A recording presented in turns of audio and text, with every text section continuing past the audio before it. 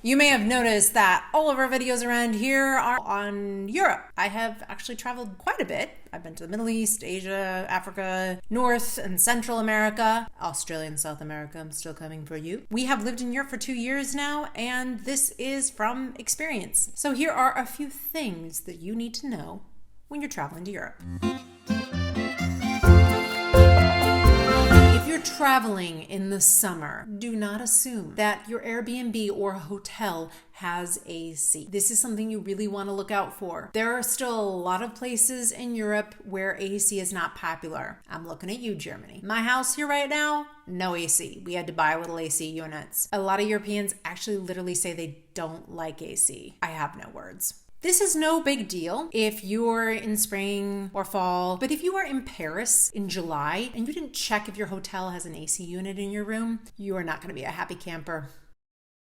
Bring your own water bottle. Do you see how loved and used and abused this water bottle is? That is because she has been everywhere. Yes, it's a she.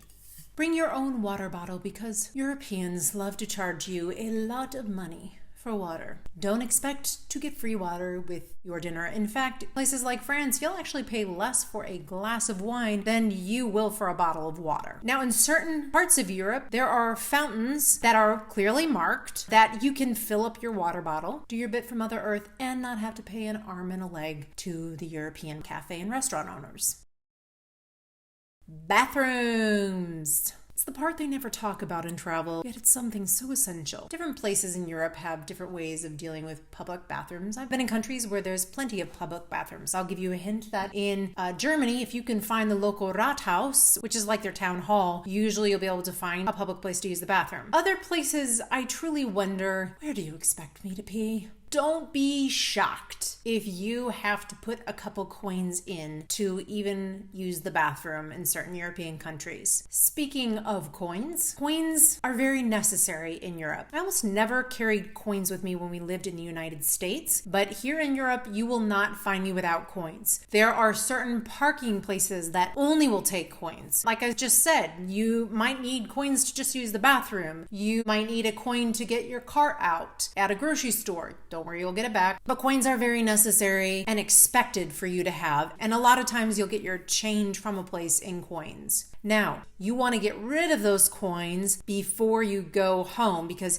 if you go try to exchange money back, like at the airport, they will not take your coins. They will take your bills, but not your coins. So just be aware of that. Now, while we're on the topic of payment, Europe is getting better, and actually I've found very unexpected countries that do well at this, but don't necessarily expect them all to take credit card. When we lived in Washington, D.C., I almost never carried cash of any kind with me because literally everywhere you could just swipe your credit card. Not so in Europe. Certain places, yes, they're up in the times, they're doing great. But other places like my beloved home of Germany is still playing catch up. And even if they say they take a credit card, sometimes it will only be a European credit card and they will not accept your foreign credit card. You will need cash. Also on the topic of money, do not assume that everywhere you will be traveling takes euros. A large majority of European countries do take euros, but there are a significant amount of countries that do not deal in euros and have their own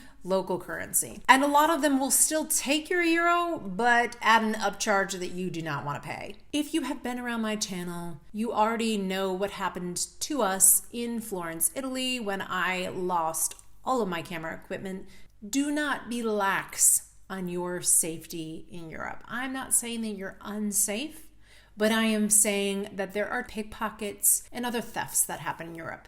I've literally seen someone in Paris run into a restaurant, grab a customer's bag, try to run out. The customer actually was able to wrestle their bag back, but don't make assumptions that because you're in a restaurant, even with a door, that you should not have your stuff somehow firmly attached to you or to a chair leg that they cannot take off with your valuables. Book your attraction tickets ahead of time. Europe is an extremely popular travel destination. Now, obviously, all the travel around here suffered during COVID, but pre-COVID, sometimes you had to book attraction tickets months in advance, and I do expect it to go back to that. So never just walk up and try to get a ticket. Plan ahead what you want to do.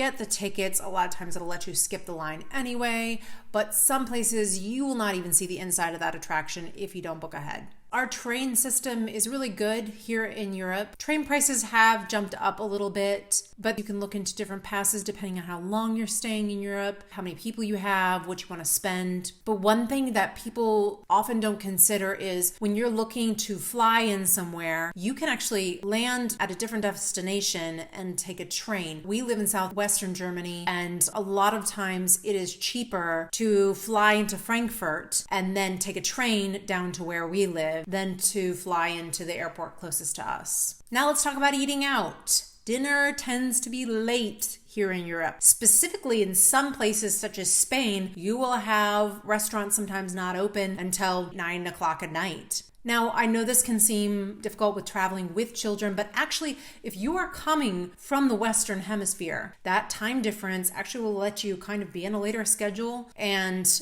not have it be quite as big of a deal with jet lag and all of that.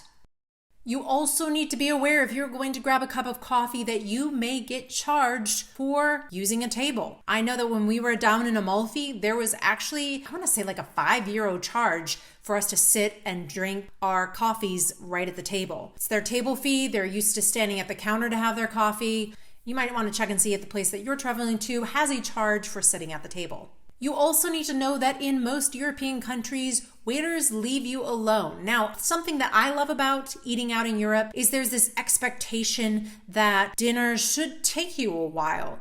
Europeans are not in a rush for their food. They assume that you're going to go to like a food truck if you want fast food, but they assume that if you're sitting in their restaurant, you actually want the entire experience. So waiters kind of leave you alone. They don't really rush you. What you do need to know is I've seen Americans get angry because they're waiting for their bill and they're waiting and they're waiting and they're waiting. And what they don't know is that the waiter expects you to wave them down and ask for the bill because the courtesy here is for them to leave you alone until you feel ready and done with your leisurely dinner. So I hope that you have found a few helpful tips for your next European travel. As always, happy travels. We're always so very grateful to every one of you that takes the time to watch and like, subscribe. We love sharing bits about travel with you. It's something obviously that we enjoy and are passionate about. And we will see you in our next travel adventure video. Have you subscribed to our channel yet? If not, go click that subscribe button